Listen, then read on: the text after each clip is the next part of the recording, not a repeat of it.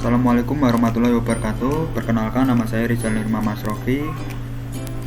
Nomor induk mahasiswa 1941220054. Kelas 2D, program studi D4 Teknik Otomotif Elektronik. Oke, pada kesempatan kali ini saya akan melaksanakan praktikum virtual mata kuliah kimia teknik menggunakan PET simulation dengan dibantu perlengkapan lainnya. Ada beberapa materi praktikum yang akan saya laksanakan. Yang pertama yaitu konsentrasi larutan, yang kedua mengenai reaktan, produk dan sisa hasil reaksi, yang ketiga mengenai kesetimbangan kimia, yang keempat mengenai larutan asam basa, dan yang kelima mengenai skala pH. Oke, langsung saja kita masuk ke praktikum yang pertama, yaitu mengenai konsentrasi larutan.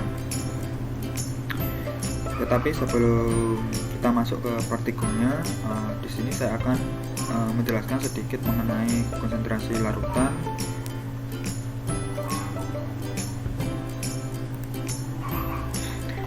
Konsentrasi larutan adalah besaran yang menunjukkan kepekatan suatu larutan melalui perbandingan antara pelarut dan zat terlarut.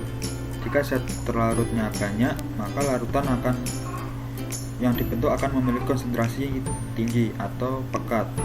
Sebaliknya, jika zat terlarutnya sedikit, maka zat yang dibentuk akan memiliki konsentrasi yang rendah atau encer.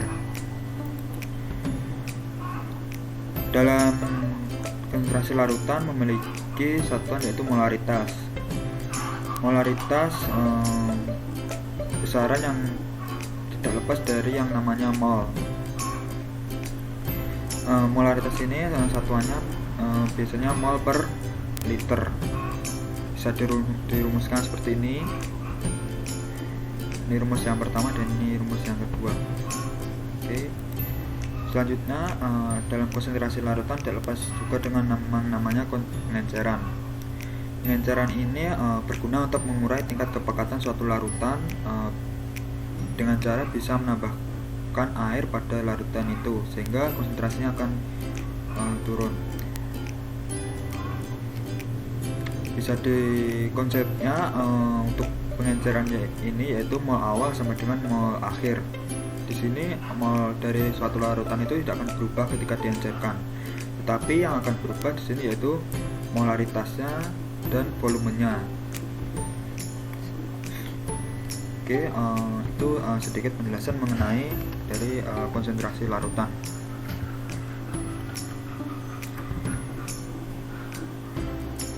Oke, selanjutnya kita masuk ke praktikumnya. Tujuan dari praktikum ini yang pertama mampu membuat larutan dengan konsentrasi tertentu. Yang kedua mampu membuktikan konsep dari teori pengenceran larutan. Alat dan bahan yang digunakan yaitu PET simulation. Ini dia alat yang kita gunakan. Di sini sudah terdapat gelas ukur. Alat yang digunakan untuk mengukur konsentrasinya. Di sini caranya tinggal menggeser ini untuk kita measure dan dimasukkan ke gelasnya ini. Di sini air, konsentrasinya besar 0. Setelah itu di sini ada keran untuk menambahkan air. Di sini keran untuk menguras gelas ukurnya ini. Di sini terdapat beberapa bahan atau larutan. Bentuknya di sini ada solid atau padat. Di sini bentuknya untuk cair. Cara menambahkannya tinggal mengklik ini sehingga larutannya akan mengisi di gelas ukurnya ini. Oke, selanjutnya kita langsung masuk ke praktikumnya. Di percobaan yang pertama ini kita akan melakukan pembuatan larutan dengan konsentrasi tertentu. Prosedurnya yang pertama kita mengukur konsentrasi tiap zat terlarut. Di sini sudah ada 1, 2, 3, 4, 5, 6 zat yang akan kita gunakan untuk membuat larutan dengan konsentrasi tertentu. 2. Ukur dan pastikan volume zat pelarut sesuai yang diinginkan. Di sini kita menggunakan volume zat pelarut atau air sebesar 0,5 liter. Di sini air. Di sini sudah setengah liter ya. Di sini kita akan menggunakan bahannya yaitu untuk zat terlarutnya di sini kita akan menggunakan yang cair. Oke, pertama-tama kita akan mengukur konsentrasi zat terlarut. Kita kuras dulu airnya sampai bersih. Lalu kita tambahkan zat terlarut yang akan kita ukur. Zat terlarut yang pertama yaitu drink mix. Kita ukur. Di sini besarnya sebesar 5,5 mol per liter. Kita tulis di sini 5,5 mol per liter. Untuk zat kedua, kobalt nitrat, kita bersihkan dahulu. Kita ganti bahannya dengan kobalt 2 nitrat. Kita tambahkan dan terukur konsentrasinya sebesar 5 mol per liter.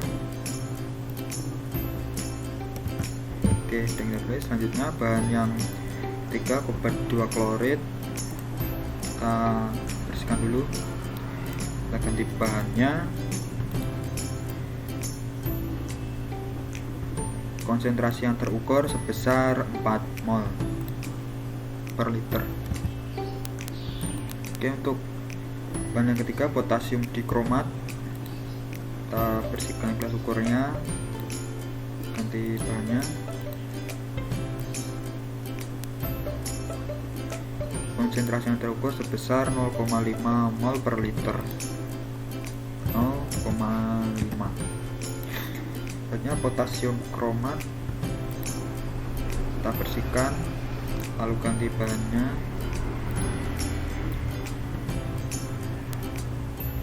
Konsentrasi yang terukur sebesar 3 mol per liter.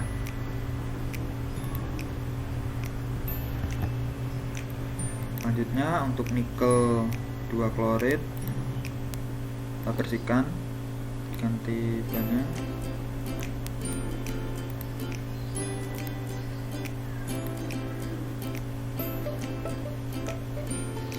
Konsentrasi yang terukur sebesar 5 mol per liter. Kita bersihkan sekalian.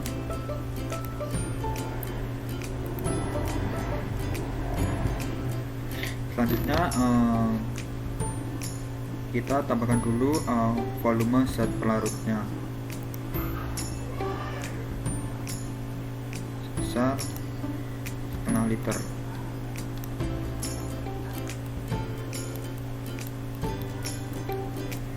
Oke, sudah tepat setengah liter.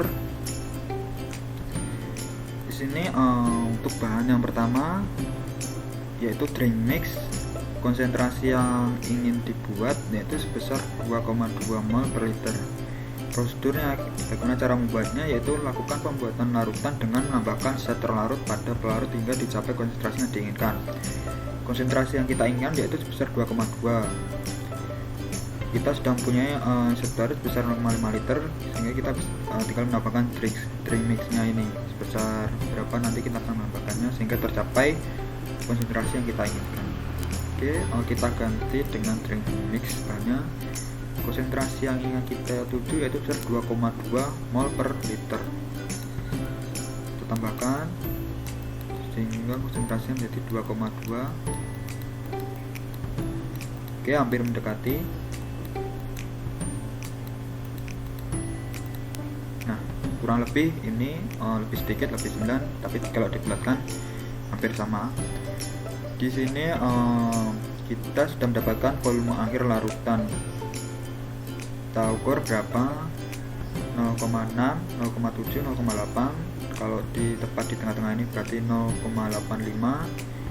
Ini di sini di bawahnya 0,85 berarti 0,84. Kita tulis volume larutannya 0,84. Setelah itu untuk volume zat terlarut yang ditambahkan. Di sini untuk volume zat pelarutnya tadi 0,5, sedangkan volume akhir larutan 0,84. Maka untuk volume zat terlarut yang ditambahkan tinggal mengurangi volume larutan dikurangi volume zat pelarut sehingga 0,84 dikurangi 0,85 hasilnya 0,34. Oke, untuk bahan selanjutnya yaitu obat 2 nitrat. Konsentrasi yang ingin kita buat yaitu sebesar 2,5 mol per liter. Jadi kita refresh dulu, kita menggunakan bahan yang cair, obat 2 nitrat. Oke, konsentrasi yang ingin kita tuju sebesar 2,5, kita tambahkan hingga tercapai konsentrasi 2,5 mol per liter.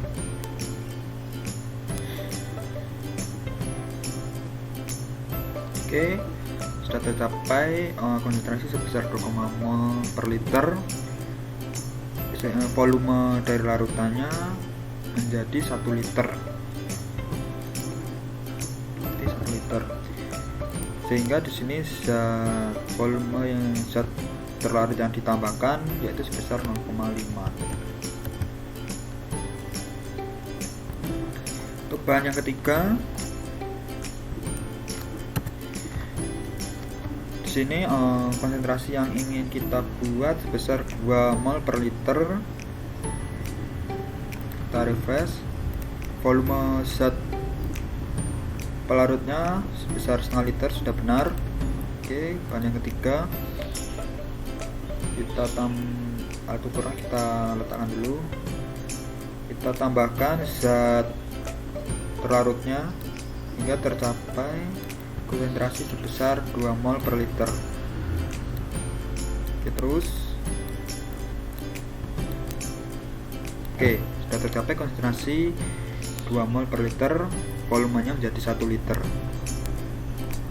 Volumenya menjadi 1 liter.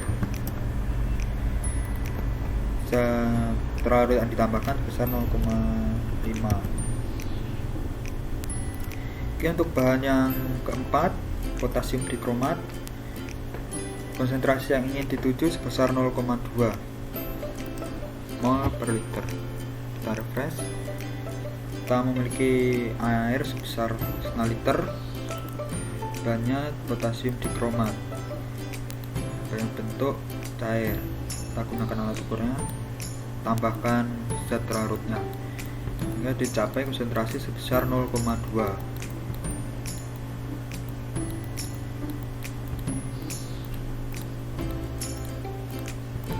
Oke, tepat 0,2. Di sini letaknya di bawah 0,85 untuk volume akhirnya, di bawah juga 0,84, sekitar 0,83 liter.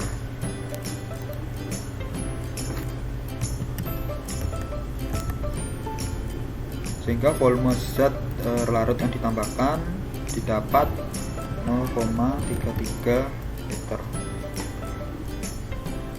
Nah, untuk bahan yang kelima yaitu potasium kromat.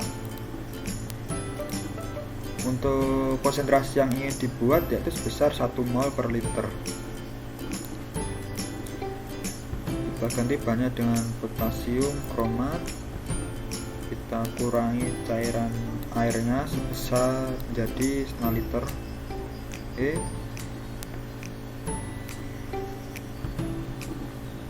Lalu kita tambahkan zat terlarutnya.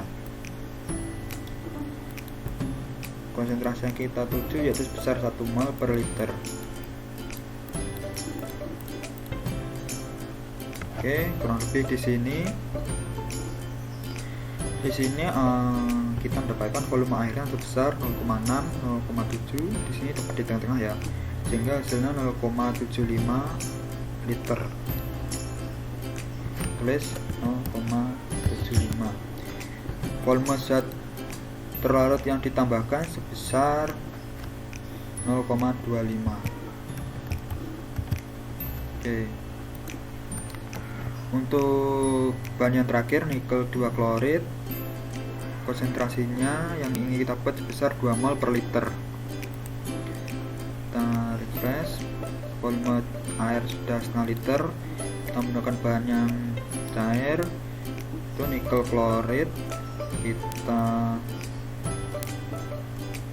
gunakan alat ukuran di sini.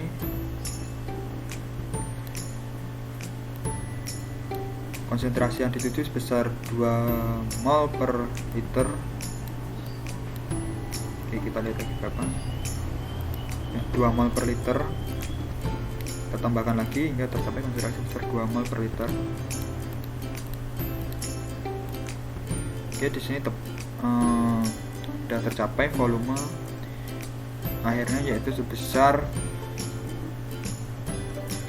0,83 kurang lebih. Tulis 0,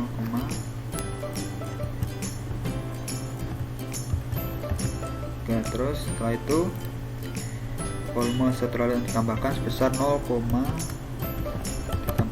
Oke, di sini kita sudah mendapatkan volume larutan yang ingin kita buat dengan konsentrasi yang sudah ingin kita tuju. Kita juga mendapatkan volume zat terlarut ditambahkan dengan volume zat pelarut sebesar 1,5 liter. Kita bisa mendapatkan volume zat terlarut pada bahan-bahan ini dengan konsentrasi yang ingin kita buat sebesar ini. Di sini saya menyimpulkan dengan misal kita mempunyai zat terlarut sebesar ini konsentrasinya, lalu kita menambahkan air sebesar 5 liter, nanti untuk konsentrasinya itu akan menurun seperti pengenceran tadi. Jadi ini dalam proses pembuatan ini tadi kita buat terbalik, dengan zat pelarutnya sudah ada, kita tinggal menambahkan dari zat terlarutnya. Di sini jika kita menambahkan banyak sekali zat terlarut, maka dari proses tadi maka konsentrasi yang zat ini akan terus semakin meningkat. Jadi mulai dari kecil hingga besar. Semakin besar zat terlarut yang ditambahkan, maka konsentrasinya juga akan semakin meningkat. Kurang lebih kesimpulan yang saya dapat seperti itu. Jadi untuk sebuah larutan itu ketika zat terlarutnya semakin banyak, maka konsentrasinya akan semakin banyak juga. Di situ kita buktikan dari percobaan yang pertama ini dengan membuat larutan dengan konsentrasi tertentu. Oke, untuk selanjutnya pada percobaan kedua ini membuktikan konsep pengenceran larutan. Prosedurnya yaitu yang pertama jawab persoalan berikut, yang kedua simulasikan pada batch simulation, buktikan sesuai apa tidak. Untuk teori konsep pengenceran tadi kan sudah saya jelaskan sedikit bahwa mol awal sebuah larutan sama dengan mol akhir sebuah larutan ketika zat tersebut diencerkan, tetapi yang berubah adalah konsentrasinya dan volumenya. Oke, langsung aja ya. Untuk zat yang pertama yaitu pertanyaan yang pertama yaitu kolbat 2 nitrat mempunyai konsentrasi sebesar 5 mol per liter dengan volume setengah liter. Larutan tersebut diencerkan dengan menambahkan air sehingga volumenya menjadi 1 liter. Berapa konsentrasi air larutan? Oke, kita hitung saja dengan menggunakan rumusnya tadi. M1 dikalikan V1 sama dengan M2 dikalikan V2. Oke, tadi konsentrasi mula-mulanya yaitu sebesar 5 mol per liter dikalikan dari volume awalnya 0,5 sama dengan di sini yang kita cari yaitu konsentrasi zat kedua, yaitu M2 dikalikan dengan volume zat kedua yaitu sebesar 1. Di sini M1 kali V1 hasilnya sama dengan 2,5 sama dengan M2. Jadi kita didapat bahwa konsentrasi air larutan ini sebesar 2,5 mol per liter. Oke, selanjutnya coba kita buktikan teori ini pada batch simulation-nya. Oke, mula-mula kita refresh dulu ini, kita gunakan bahan cair untuk memastikan kita ukur terlebih dahulu kobat 2 nitrat konsentrasinya itu sebesar berapa. Oke, kita ganti bahannya, kobat 2 nitrat kita tambahkan sebesar setengah liter tadi volumenya yang awal. Oke, hampir mencapai setengah liter. Oke, sudah mencapai setengah liter. Kita ukur untuk konsentrasinya sebesar 5 mol per liter, benar seperti soal. Oke, selanjutnya bahan tersebut dihancurkan dengan menambahkan air sehingga volumenya menjadi 1 liter. Kita tambahkan air, volumenya menjadi 1 liter.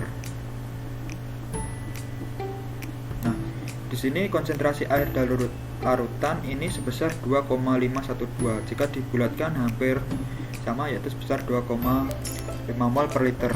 Nah, di sini terbukti bahwa teori dari pengenceran ini bahwa mol awal sampai dengan mol akhir itu sudah benar. Kita simulasikan dalam bentuk praktikumnya, dihasilkan juga konsentrasi yaitu sebesar 2,5 mol per liter sesuai persoalan tadi. Oke, berarti di sini untuk persoalan yang pertama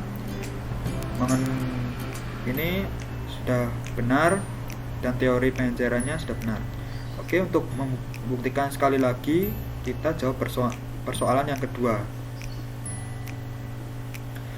Potasium kromat dengan konsentrasi 3 mol per liter dan volumenya 0,2 liter dihancurkan dengan menambahkan air sehingga konsentrasinya menjadi 1,2 mol per liter. Berapa volume akhir larutan? Di sini yang kita cari yaitu volume akhir dari larutan. Mula-mula kita tulis rumusnya terlebih dahulu. M1 dikalikan P1 sama dengan M2 dikalikan P2. Konsentrasi awalnya sebesar 3 mol dikalikan 0,2 dengan konsentrasi larutannya setelah dihancurkan jadi 1,2 dikalikan volume air larutan yang kita cari. Oke, di sini 3 dikalikan 0,2 hasilnya 0,6 sama dengan 1,2 dikalikan P2. Di sini bisa kita dapat hasilnya P2 sama dengan 0,6 dibagi 1,2 sama dengan 0,5 liter. Hasil akhirnya volume air daratan yaitu sebesar 0,5 liter. Oke, apakah teori dari pengenceran ini benar bahwa mol awal sama dengan mol akhir? Yang berubah di sini adalah konsentrasinya dan volumenya. Kita simulasikan pada batch simulation, kita refresh, kita bersihkan airnya, kita gunakan zat cairnya tadi, bahannya yaitu potasium kromat. Kita ganti potasium kromat. Oke, kita tambahkan sebesar 0,2 liter. 0,2 liter berarti yang di strip yang kedua ini. Oke, sudah tepat. Konsentrasinya kita ukur benar sebesar 3 mol per liter. Kita konsentrasi yang diinginkan setelah dihancurkan yaitu menjadi 1,2 mol per liter. Kita tambahkan air sehingga konsentrasinya nanti di sini akan berubah menjadi 1,2 mol per liter. Kita tambahkan air sehingga konsentrasinya sebesar 1,2 mol per liter. Pelan-pelan saja.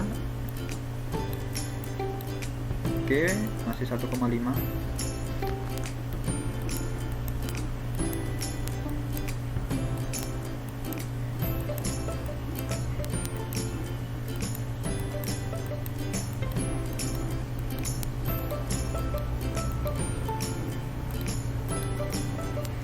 Oke, ini tadi kelewatan sedikit.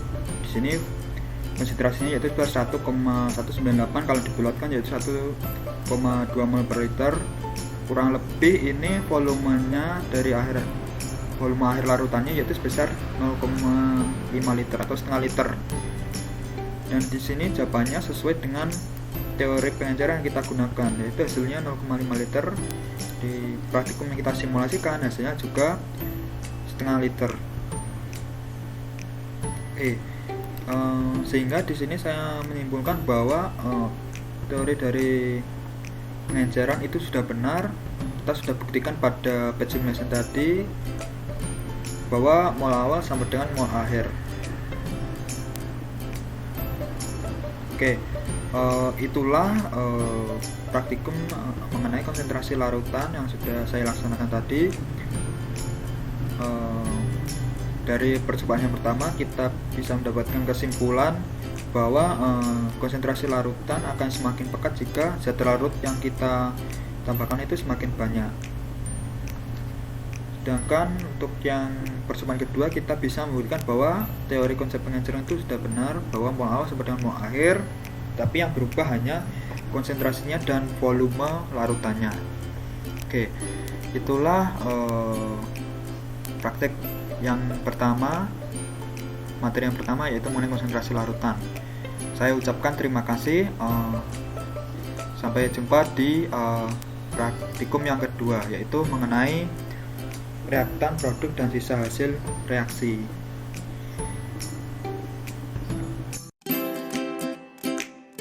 Oke teman-teman, pada materi yang kedua ini kita akan membahas mengenai reaktan, produk, dan sisa hasil reaksi, sekaligus mensimulasikannya pada batch simulation.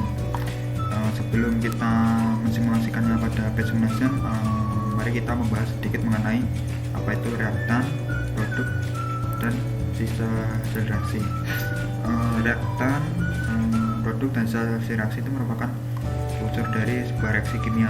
Nah, reaksi kimia itu adalah bagian integral dari teknologi, budaya, dan kehidupan manusia.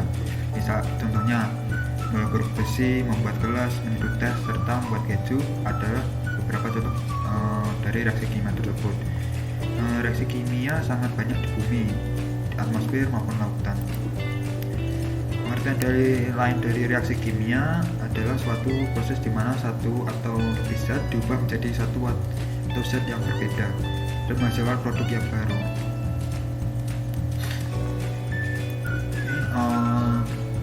Suatu reaksi kimia di sini punya persamaan, yaitu di sini terdapat reaktan atau zat yang berfungsi untuk membentuk suatu produk, yaitu reaktan.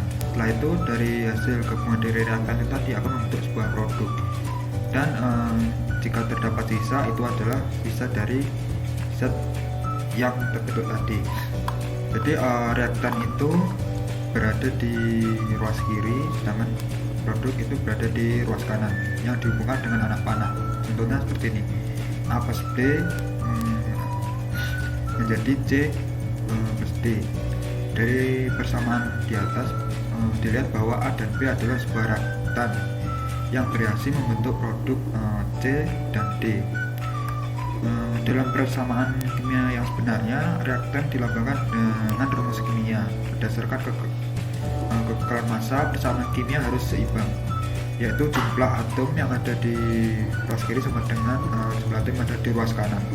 Jadi di sini misalnya ruas kiri terdapat atom C, di ruas kanan terdapat atom C. Nah, jumlah atom C di ruas kiri dan ruas kanan ini harus sama.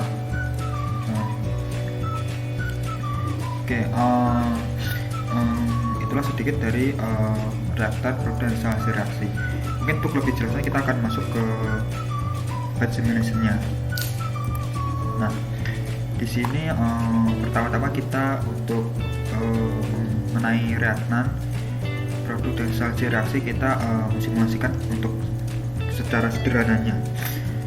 Di sini sudah terdapat sebuah formula untuk membuat roti isi atau apa ini, sandwich ya kalau bahasa Inggrisnya. Setelah itu di sini di ruas kiri ini adalah reaktannya, di ruas kanan adalah produk. Untuk membentuk sebuah produk yaitu satu buah roti isi, di sini harus digunakan satu keju dan dua roti. Jadi untuk membentuk satu roti isi di sini menggunakan satu keju dan dua roti. Oke, coba kita simulasikan jika kita ingin membentuk dua roti isi misalnya. Berarti kita membutuhkan dua keju dan 4 roti isi agar ruas kiri dan ruas kanan itu hasilnya seimbang. Baik, langsung kita coba. Sorry, refresh dulu. Misal kita membentuk tadi dua roti, berarti kita membutuhkan 2 keju dan 4 rotinya ada terdapat 4, itu kejunya kita. Nah, di sini tepat sesuai formula yang awalnya. Formula dasarnya adalah ini. Ketika kita ingin mengembangkannya, tinggal menambah jumlah dari ruas kiri sehingga dihasilkan sesuai dengan ruas kanan. Intinya harus ruas kiri dan kanan harus seimbang untuk masing-masing jumlah penyusunnya. Mungkin lebih jelas lagi kita coba ke secara kimianya. Secara kimianya itu misalkan ini kita membuat sebuah air, rumusnya air kan H2O tersusun atas H2 dan O2. Di sini kita coba hitung untuk jumlah atom masing-masing zat. Di sini terdapat atom H sejumlah 2 dikalikan 2 hasilnya 4. Di ruas kiri terdapat 4 atom H. Setelah itu di ruas kanan 2 dikalikan 2 juga terdapat 4 atom H.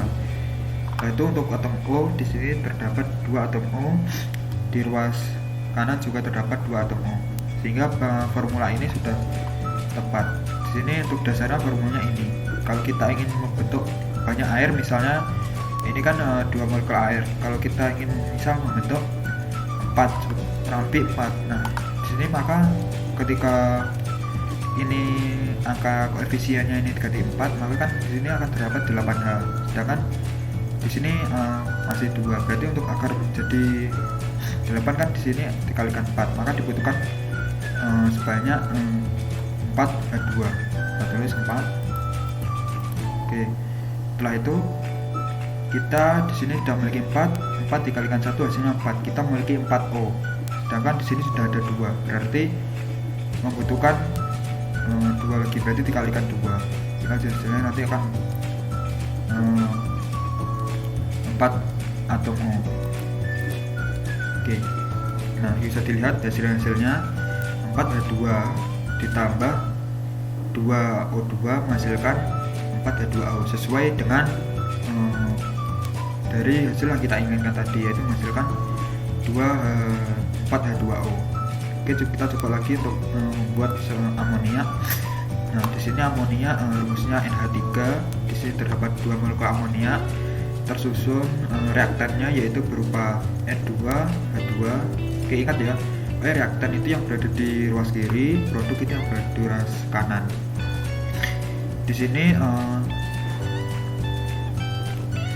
terdapat 1 atom, 2 atom N, dan di sini terdapat 6 atom H. Kita coba hitung apakah ruas kiri sama dengan ruas kanan. Kita lihat. Oke, di sini ruas kanan terdapat 2 kali N kali 1 sama dengan 2. Sudah tepat, N-nya ruas kiri dan ruas kanan sama untuk atom H. 2 dikalikan 3, 6. 3 kalikan 2, 6. Ruas kiri dan ruas kanan untuk atom H juga sudah sama. Oke, coba kita ingin membuat misal 6 molekul NH3. Maka misal ini koefisien dikali 6, maka untuk atom N di ruas kanan jumlahnya 6, sedangkan atom N di ruas kiri jumlahnya masih 2, sehingga dikalikan 3. Kita tulis 3. Oke.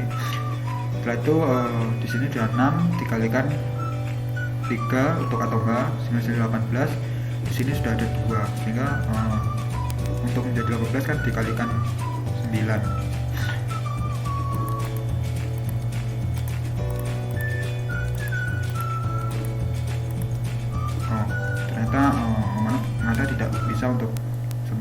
Jadi coba kita buat 4 lah, 4 dengan 4 NH3, 4 melakukan NH3. Kalau 4 di sini berarti kalau 4 dikalikan N sama dengan berapa? Ini harus 2, terus untuk atom H-nya di sini udah ada 3 dikali 4 12, berarti di sini penyusunnya ada 6. Berarti 2N2 ditambah 6H2 akan menghasilkan 4 NH3. Kan molekul NH3 sebanyak 4. Oke, ini kan sudah menyinggung mengenai reaktan dan produk. Tadi kan juga ada sisa hasil reaksi. Nah, misalnya gini, sisa hasil reaksi itu contoh sederhananya kita ambil ke air saja lah. Misal gini, rumus dasar formulanya itu ini, molekul H2 sebanyak ini ditambah molekul O2 sebanyak ini akan menghasilkan molekul Z baru lagi sebuah ini. Jadi rumus bakunya itu ini. Semisal kita menambahkan misal kita tulis 2, terus di sini 1, kan mula-mula di sini kan 1.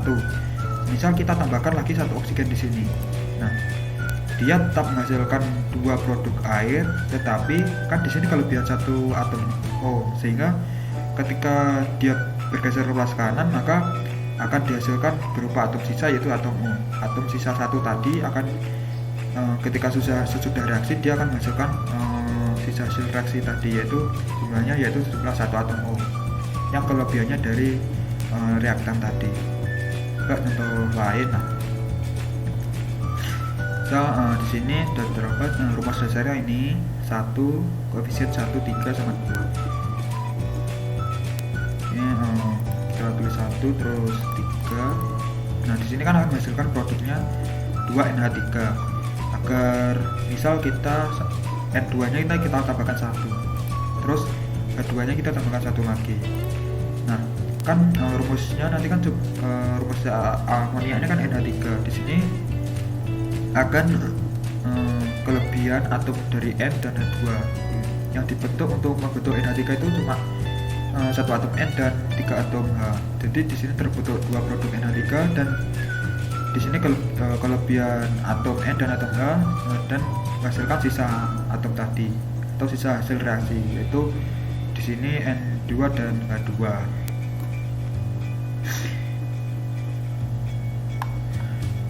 Kurang lebih untuk penjelasan dari reaktan, produk dan hasil reaksi seperti itu.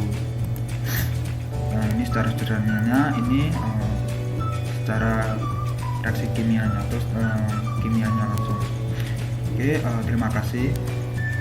Begitulah untuk simulasi dari reaktan, produk dan sisa hasil reaksi. Oke teman-teman, kembali lagi dengan saya. Pada kesempatan kali ini kita akan membahas materi yang ketiga, yaitu mengenai kesetimbangan reaksi atau balancing chemical equation. Pada materi yang ketiga ini kita akan mensimulasikan bagaimana cara menciptakan sebuah reaksi pada batch simulation. Oke, sebelum kita menyetarakan sebuah reaksi pada batch simulation, baiknya kita tahu bagaimana cara menyetarakan reaksi melalui secara manual terlebih dahulu. Nah, misalkan kita di sini mempunyai sebuah reaksi ya, A ditambah B akan menghasilkan sebuah produk yaitu AB. Di sini A ditambah B, di sini ada reaktan. Ini ada reaktan. Satu yang AB ini adalah produknya.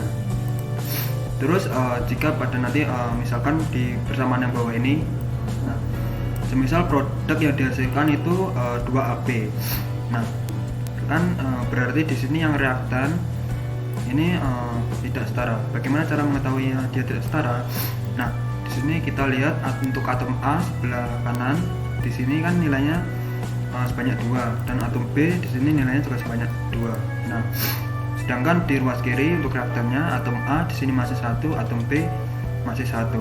Nah, kan dilihat dari perhitungan tadi kan sudah diketahui bahwa persamaan ini tidak setara. Bagaimana menyetarakannya? Nah, dilihat tadi dari ruas kanan A sebanyak berapa, B sebanyak berapa. Tadi A terdapat sebanyak 2 di ruas kanan, sedangkan di ruas kiri masih 1, sehingga di sini untuk kita misalkan ada sebuah koefisien yaitu X. Nah, nanti nilai X ini kita ubah menjadi 2. Nah, setelah itu kita lihat nilai B di sini terdapat 2, maka ruas kiri juga harus terdapat 2. Di sini kita misalkan koefisiennya Y, yaitu kita ubah nilainya menjadi 2. Nah, di sini maka kita menghasilkan 2A plus 2B akan menghasilkan 2AB, sehingga persamaan ini sudah setara. Itulah sedikit mengenai cara penyetaraan secara manual. Oke, selanjutnya kita akan mensimulasikannya pada batch simulation. Nah, di sini di batch simulation sudah ada sebuah reaksi, yaitu N2 ditambah H2 akan menghasilkan NH3 atau pembentukan amonia. Di sini juga kita dipermudah dengan menggunakan alat yang akan mempermudah kita untuk menyetarakan sebuah reaksi. Kita pakai terlebih dahulu yang timbangan ini. Terus kita misalkan pada persamaannya ini kita koefisiennya kita ganti 1 semua. Nah, jika dilihat pada timbangan ini untuk atom N, untuk atom N ya, ini untuk atom H. Untuk atom N ini yang 2 ini berarti ruas kiri, yang 1 ini berarti ruas kanan. Coba kita lihat apakah benar di ruas kiri terdapat 2 atom N, yaitu N2. Di sini benar terdapat 2 atom N karena koefisiennya 1, sehingga atom N di sini nilainya 2. Lalu kita lihat pada atom N sebelah kanan atau pada sudah reaksi, kita lihat atom N-nya di sini terdapat 1, hingga 1 ini. Nah, apa yang harus kita lakukan? Nah, atom N di sebelah kiri jumlahnya 2, sebelah kanan 1, berarti yang sebelah kanan harus ditambahkan 1 lagi. Bagaimana caranya? Nah, kita harus menaikkan koefisiennya menjadi 2. Oke, di sini untuk atom N sudah seimbang ya, ruas kiri 2, ruas kanan 2. Selanjutnya kita lihat untuk atom H. Nah, untuk atom H kita lihat ruas kiri 2, H2 dengan koefisien 1, sehingga 2 kali 1 kan sama dengan 2. Di sini terdapat 2 atom H. Setelah itu kita lihat sebelah kiri, sebelah kanan, sebelah kanan terdapat 6. Di sini kan dapat 6, di sini ada 3, terus dikalikan koefisiennya 2, sehingga dia menjadi 6. Nah, bagaimana cara kita menyetarakan ini? Kita lihat di sini kan kalau 6 tidak mungkin kita kurangi, berarti 2 harus kita tambah. Sementara di sini sudah ada 2 koefisien 1. Agar 2 ini menjadi 6, bagaimana cara kita kalikan 3? Nah, koefisiennya menjadi 3, sehingga di sini atom H sama ruas kiri ruas kanan kan sudah seimbang. Nah, maka persamaan ini sudah setara. Oke, misalkan kita ambil contoh lain ya. Selanjutnya di sini ada penguraian air. Nah, di sini kita masih menggunakan timbangan. Mula-mula kita misalkan 1 terlebih dahulu ya koefisiennya. Nah, kita lihat jika koefisiennya 1 untuk atom H ini sudah seimbang semua antara ruas kiri dan ruas kanan. Tetapi untuk atom O ini masih belum seimbang. Di ruas kanan terdapat 2, ruas kiri terdapat 1. Kita harus menaikkan yang atom yang sebelah ruas kanan. Kita lihat atom O di sini terdapat 2 dengan koefisien 1. Jadi atom O terdapat 1 dengan koefisien 1. Bagaimana? Kita naikkan menjadi 2. Nah, di sini nilai atom O sudah seimbang, tetapi atom H menjadi tidak seimbang. Nah, apa yang harus kita lakukan? Jadi kita harus menyeimbangkan atom H sebelah kanan atau ruas kanan. Di sini 4 karena 2 kali 2 sama dengan 4. Sementara ruas kanan di sini cuma 2. Bagaimana harus menjadi 4? Kita koefisiennya naikkan 2. Sehingga 2 kali 2 sama dengan 4. Ini persamaan yang sudah setara. 2 dinaikkan menjadi 2 ditambah 2. Oke. Mungkin selanjutnya kita pakai cara yang kita simulasikan menggunakan alat yang kedua. Kita misalkan 0 terlebih dahulu, 1 koefisiennya seperti 0 tadi. Nah, kita lihat Di sini ada tanda tidak sama dengan. Di sini untuk hanya sudah sama, untuk O-nya ruas kiri, ruas kanan ini belum sama. Maka untuk ruas kiri kita naikkan terlebih dahulu menjadi 2. Nah, karena kita naikkan hanya akan berubah kan menjadi 4. Sementara ruas kanan masih 1, masih 2. Di sini ditandai dengan tanda tidak sama dengan, karena ruas kiri tidak sama dengan ruas kanan untuk jumlah atomnya masing-masing zatnya. Kita naikkan agar menjadi 4 seperti ruas kiri. Naikkan. Nah, di sini tandanya sudah berubah menjadi sama dengan, sehingga bersamaan ini sudah setara. Nah itulah cara untuk menyetarakan sebuah reaksi. Di sini dengan menggunakan pad simulation ini kita mungkin saya di sini bisa mengerti lebih mudah bagaimana cara menyetarakan reaksi. Terus di sini saya mungkin masih banyak salah kata, saya mengucapkan maaf ya, karena masih mungkin ada salah kata. Oke, itulah materi yang ketiga pada kali ini.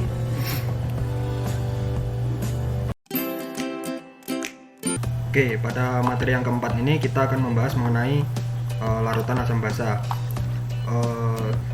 Nantinya kita akan mensimulasikan bagaimana cara mengidentifikasi larutan asam basa pada batch simulation. Mungkin sebelum kita mensimulasikannya pada batch simulation, kita membahas sedikit mengenai larutan asam basa. Oke, larutan asam basa.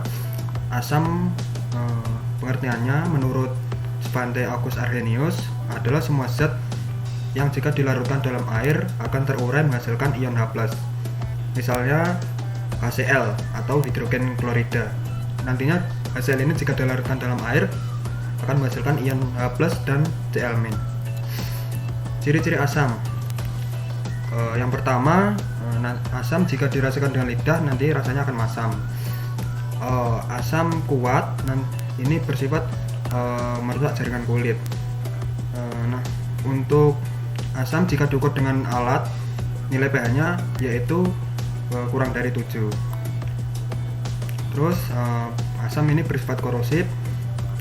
Selanjutnya, asam ini dapat menghantarkan arus listrik karena mengandung elektrolit. Selanjutnya, pengertian basa sama menurut Arrhenius juga.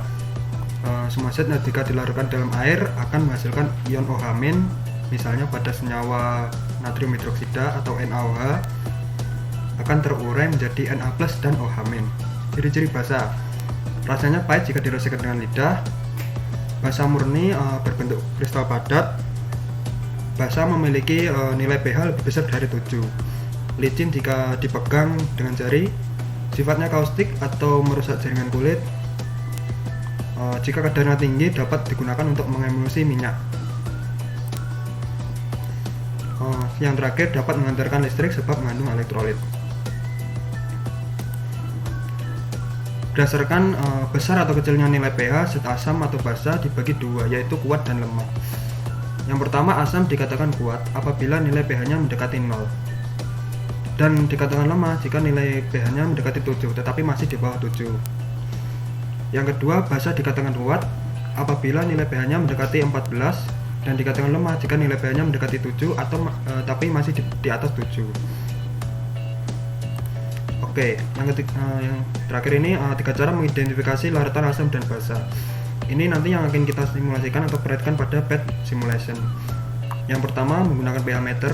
Nantinya kita akan praktekkan bagaimana caranya. Yang kedua, menggunakan kertas lakmus. Kertas lakmus ini nanti caranya, kertas lakmus ini akan dicelupkan pada larutan asam atau basa. Jika dicelupkan pada larutan asam, kertas lakmus merah akan tetap merah, lakmus biru akan berubah menjadi merah. Sementara jika dicelupkan pada larutan basa, lakmus biru akan tetap biru, lakmus merah akan menjadi biru. Yang terakhir yaitu menggunakan nyala lampu. Di sini nantinya yang praktik terakhir ini akan kita gunakan untuk mengetahui kandungan elektrolit pada larutan asam atau basa. Oke, langsung saja kita masuk ke page mesinnya.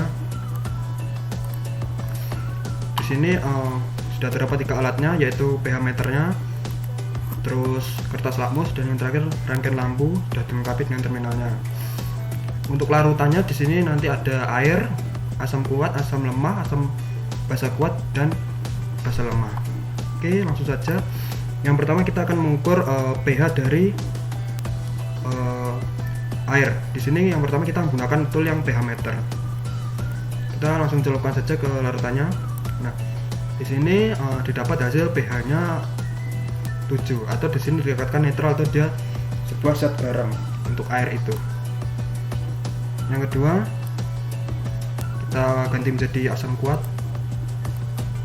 Di sini pH-nya 2, sesuai dengan teori tadi bahwa asam kuat itu nilainya pH-nya akan mendekati 0. 2 di sini kan mendekati 0 daripada 7. Lanjutnya asam lemah, nilai pH-nya 4,5, juga sesuai dengan teori tadi. Kalau asam lemah itu nilainya lebih mendekati 7 tetapi masih di bawah 7. 4,5 ini jika kita ukur ini kan mendekati 7 daripada mendekati 0. Oke, selanjutnya untuk basa kuat, nilai pH-nya 12,0. Sesuai dengan teori, jika basa kuat itu nilai pH-nya mendekati 14. 12 ini lebih mendekati 14 daripada mendekati 7. Oke, selanjutnya untuk basa lemah, nilai pH-nya 9,5. Jika sesuai dengan teori, basa lemah itu nilai pH-nya harus mendekati 7, tapi masih di atas 7. Nah, di sini pH-nya 9,5. 9,5 ini lebih mendekati 7 daripada 14, tetapi masih di atas 7, sehingga dia dikatakan basa lemah. Oke, itulah yang menggunakan alat pH meter. Selanjutnya kita menggunakan kertas lakmus. Kita mula-mula ukur menggunakan air terlebih dahulu. Oke, kita celupkan. Nah, di sini kertas lakmusnya ini berubah menjadi warna oranye. Kita cocokkan dengan indikator yang kita gunakan. Nah, di sini warnanya tepat di skala 7, sehingga nilai pH-nya 7. Sesuai dengan teori, kalau 7 itu adalah zat garam. Selanjutnya asam kuat kita celupkan. Nah, di sini sesuai teori dengan tadi, ketika kertas lakmus dicelupkan dengan asam, nantinya akan berubah menjadi merah. Kita lihat berapa nilai pH-nya. Di sini warnanya sesuai dengan warna pH di indikator pH-nya 2. Oke. Selanjutnya asam lemah, ukur. Nah, di sini warnanya dia itu masih oranye, tapi kita lihat aja untuk skalanya berapa. Oke. Nah, ini nilai warnanya di sini kurang lebih antara 4 dan 5 ini. Jadi dia termasuk asam lemah karena dia mendekati 7. Selanjutnya basa kuat, kita celupkan kertas lakmusnya. Nah, ini kita bisa lihat warnanya di sini sesuai dengan indikator yang pH 12. Di sini berarti dia memang basa kuat. Oke, selanjutnya basa lemah. Warnanya berubah menjadi kehijau-hijauan. Jadi kita lihat, nah di sini warnanya sekitar antara 9 dan 10. Berarti dia itu termasuk basa lemah karena pH-nya mendekati 7 tapi masih di atas 7. Oke, selanjutnya kita gunakan alat yang terakhir, yaitu rangkaian lampu. Nah, kita celupkan terminalnya. Nah, di sini untuk air, lampu tetap menyala tetapi sangat redup sekali. Berarti air ini masih bisa menghantarkan arus listrik, tapi dengan kandungan elektrolit yang sangat sedikit, atau dia elektrolit lemah sekali. Oke, selanjutnya kita ganti asam kuat. Di sini asam kuat warnanya sangat menyala terang, berarti asam kuat ini merupakan zat elektrolit yang sangat kuat karena nyala lampunya ini sangat terang sekali. Selanjutnya asam lemah, nyala lampu tetap menyala tetapi lebih redup daripada asam kuat. Berarti asam lemah ini larutan elektrolit yang cukup lemah. Selanjutnya basa kuat. Nah, basa kuat ini nyala lampunya terang sekali, sama seperti asam kuat tadi. Berarti basa kuat ini termasuk elektrolit kuat. Dan terakhir basa lemah, nyalanya lampu cukup terang tapi tidak seterang basa kuat ataupun asam kuat, sama seperti nyala lampu pada asam lemah. Berarti basa lemah ini termasuk zat elektrolit lemah. Oke, nah itulah merupakan simulasi yang telah kita lakukan pada batch simulation untuk mengidentifikasi zat asam dan basa.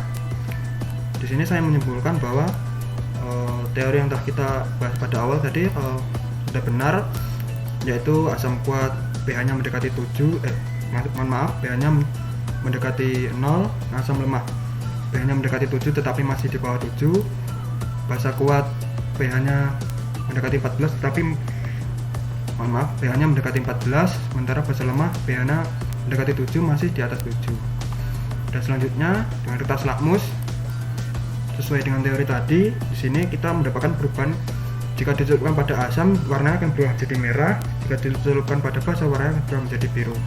Apapun warna kertas lakmus itu, jika dicelupkan pada dua zat itu akan sesuai dengan teori tadi yang kita bahas tadi. Dan yang terakhir yaitu menggunakan rangkaian lampu. Di sini kita mendapatkan bahwa asam kuat dan basa kuat itu termasuk larutan elektrolit kuat, asam lemah dan basa kuat itu termasuk larutan elektrolit lemah. Oke, kurang lebihnya seperti itu.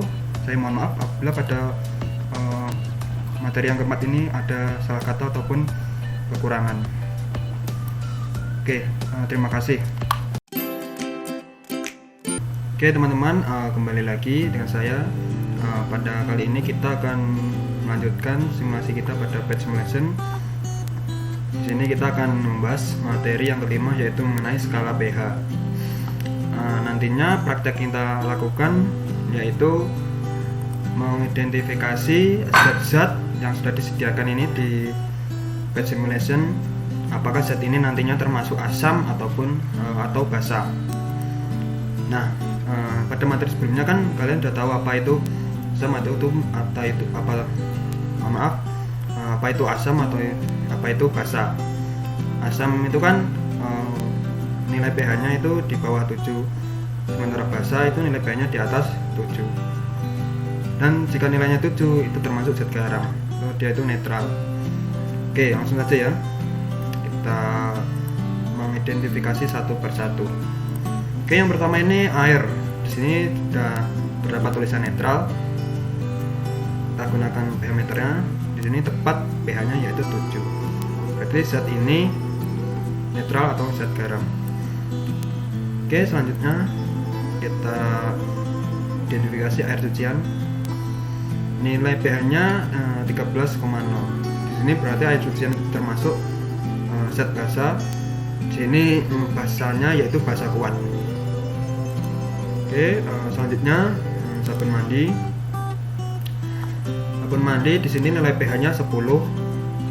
Dia termasuk zat basa, tapi dia mendekati 7 ya kurang lebih. Berarti mungkin dikatakan di sini adalah sabun mandi adalah basa lemah. Oke, yang tiga darah, nilai pH-nya yaitu 7,4. Dia termasuk basa karena lebih dari 7, tetapi di sini basanya yaitu basa lemah. Selanjutnya yaitu ludah, nilai pH-nya yaitu 7,4. Di sini termasuk basa tapi basa lemah. Selanjutnya susu, nilai pH-nya 6,5 di bawah 7, berarti dia itu zat asam, tetapi asamnya yaitu asam lemah karena mendekati 7. Selanjutnya chicken soup atau air atau sup ayam ya kalau bahasa Indonesianya. Nilai pH-nya di bawah 7, termasuk zat asam tapi mendekati 7, berarti asam lemah. Oke, selanjutnya setelah itu ada kopi. Kopi nilai pH-nya itu 5. Dia termasuk zat asam lemah karena mendekati 7. Selanjutnya orange juice, nilai pH-nya 3,5. 3,5 ini kurang lebih mendekat tengah-tengah ya.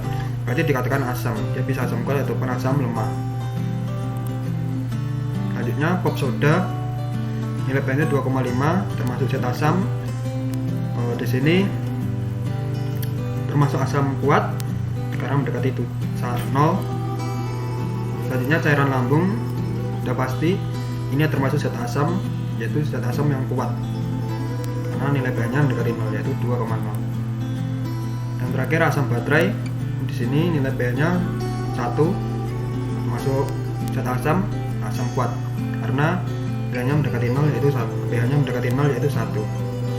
Nah, dari zat-zat yang sudah identifikasi ini, kita dapat mengetahui nilai pH-nya dan dapat mengetahui zat tersebut termasuk asam ataupun basa.